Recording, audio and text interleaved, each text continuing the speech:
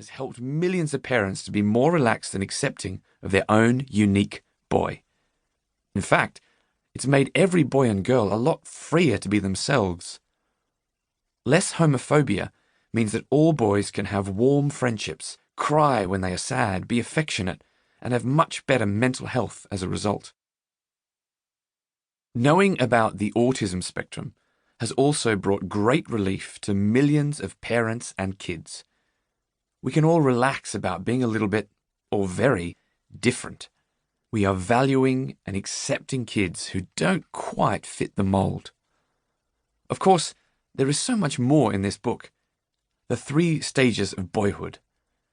How to keep boys safe, boys and housework, and the powerful message that men have an equal part to play in raising children.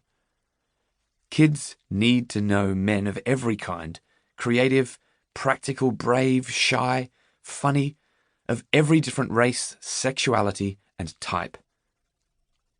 Then boys can base their own masculinity on a broad choice of role models, and girls can see every possible kind of man.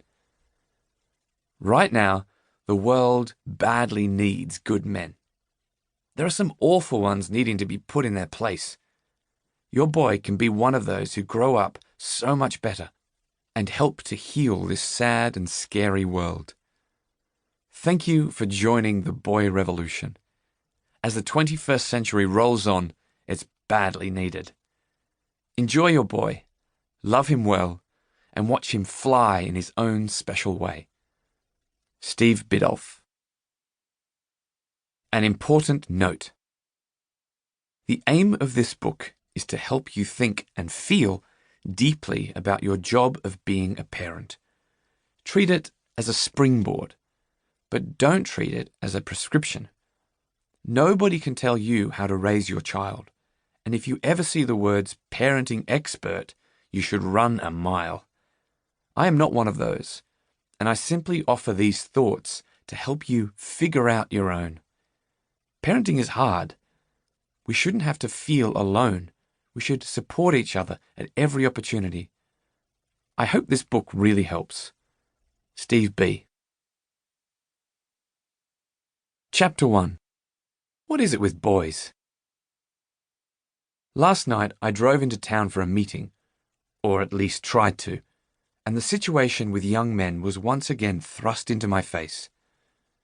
3 cars ahead of me, the Pacific Highway was blocked. A car driven by a teenage boy with 4 friends on board had attempted to pull out into the traffic, but miscalculated. A truck coming up behind had hit the car and carried it 50 meters along the road, badly crushing it in the impact. Soon the emergency vehicles arrived. Fire, police, ambulance. People worked in teams, calmly but rapidly dealing with the situation.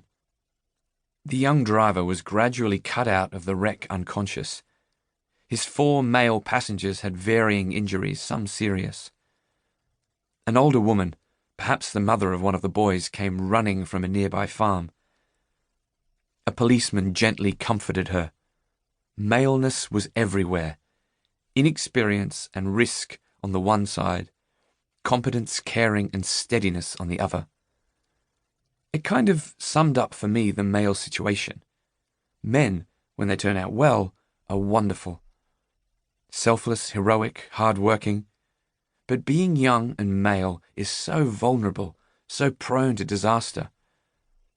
When we see a boy born these days, we can't help wondering, how will he turn out?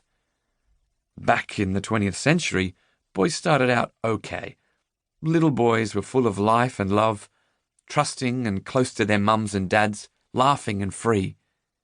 But on starting school, they often became tense and unhappy. Soon they were roaming the playground in gangs, harassing girls and bullying smaller boys. By their teens, they were shut down, gruff and grunting, unpleasant to be around.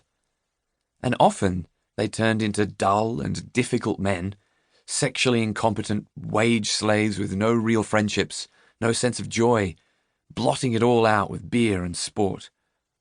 Masculinity a generation back was a pretty sad place.